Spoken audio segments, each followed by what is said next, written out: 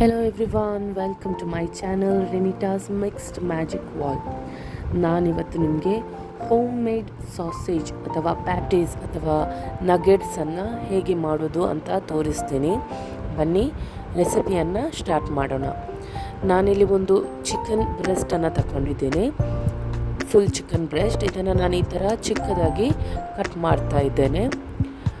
ಇದನ್ನು ನೀವು ಒಂದು ಮಿಕ್ಸರ್ ಗ್ರೈಂಡರಿಗೆ ಹಾಕಿ ಇದಕ್ಕೆ ಒಂದು ದೊಡ್ಡ ನೀರುಳ್ಳಿಯನ್ನು ಸೇರಿಸಿ ಹಾಗೂ ಕೊತ್ತಂಬರಿ ಪೌಡರ್, ಜೀರಿಗೆ powder, garam masala, chat powder, ಉಪ್ಪು, ಕರಿಮೆಣಸು, ಮಿಕ್ಸ್ ಹರ್ಬ್ ಹಾಗೂ ginger garlic paste, 2 tea spoon cornflour ಹಾಗೂ 1 ಮುಷ್ಟಿಯಷ್ಟು ಕೊತ್ತಂಬರಿ ಸೊಪ್ಪನ್ನು ಹಾಕಿ ಚೆನ್ನಾಗಿ ಸ್ಮೂತಾಗಿ ಬ್ಲೆಂಡ್ ಮಾಡಿಕೊಳ್ಳಿ.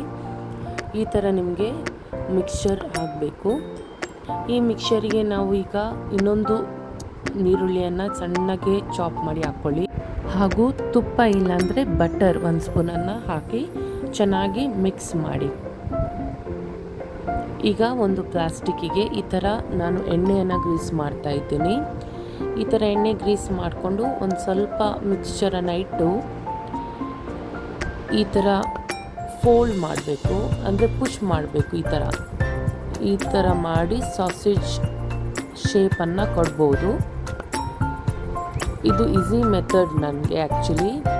ನೀವು ಬೇಕಂದರೆ ನಿಮ್ಮದು ಪೇಪರ್ ಫಾಯಿಲ್ ಬರುತ್ತೆ ನೋಡಿ, ಫಾಯಿಲ್ ಪೇಪರ್, ಅದರಲ್ಲಿ ಕೂಡ ನಿಮಗೆ ಮಾಡ್ಬೋದು.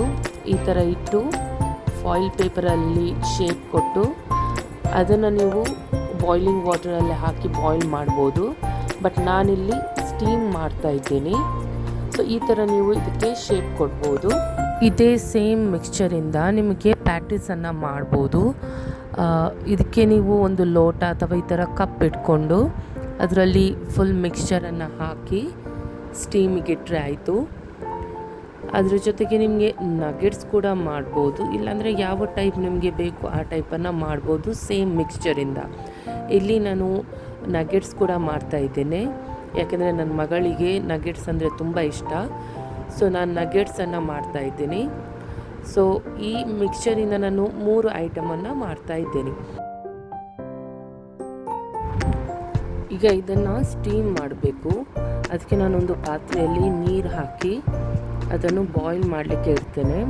ಈ ಥರ ರಿಂಗ್ ಇಟ್ಟು ಒಂದು ಸ್ಟೀಲ್ ಅಥವಾ ಯಾವುದೇ ಒಂದು ಪ್ಲೇಟ್ ಇಟ್ಟು ಇದನ್ನು ಬಾಯ್ಲ್ ಮಾಡಬೇಕು.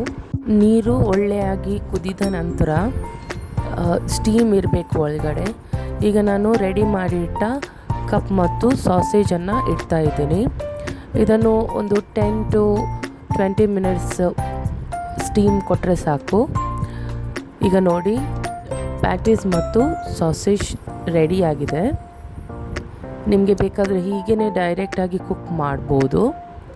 ಈ ಥರ ಪ್ಯಾಟೀಸ್ ಮಾಡಿದರೆ ನಮಗೆ ಬರ್ಗರ್ ಎಲ್ಲ ಮಾಡಲಿಕ್ಕೆ ತುಂಬ ಈಸಿ ಆಗುತ್ತೆ.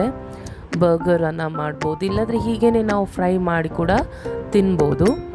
ನೋಡಿ, ಈ ಥರ ಕಟ್ ಮಾಡಿ ನಾವು ಡೈರೆಕ್ಟ್ ಇದನ್ನು ಫ್ರೈ ಕೂಡ ಮಾಡ್ಬೋದು, ಇಲ್ಲಾಂದರೆ ಕರಿ ಟೈಪ್ ಕೂಡ ಮಾಡ್ಬೋದು. ಇದನ್ನು ನಾನು ಸ್ಪೆಷಲಿ ಬರ್ಗರ್ ಮಾಡಲಿಕ್ಕೆ ಅಂತ ಮಾಡಿದ್ದು.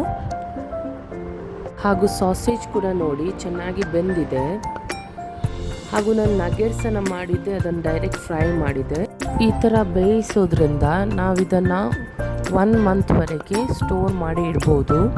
ಸೊ ಯಾವಾಗ ಬೇಕಾದನ್ನು ನಾವು ಯೂಸ್ ಮಾಡ್ಬೋದು. ಸೊ ಇವತ್ತಿದು ಈ ರೆಸಿಪಿ ನಿಮಗೆ ಇಷ್ಟ ಆಯಿತು ಅಂತ ಅನ್ನಿಸ್ತೀನಿ. ಇಷ್ಟ ಆದರೆ ನಿಮ್ಮ ಫ್ರೆಂಡ್ಸ್ ಜೊತೆ, ಫ್ಯಾಮಿಲಿ ಜೊತೆ ಶೇರ್ ಮಾಡಿ.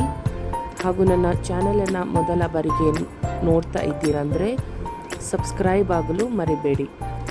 ಇನ್ನೊಮ್ಮೆ ಸಿಗ್ತೇನೆ ಈ ಥರ ಒಳ್ಳೆ ರೆಸಿಪಿಯೊಂದಿಗೆ. ಅಲ್ಲಿವರೆಗೆ ಬಾಯ್. Thanks for watching.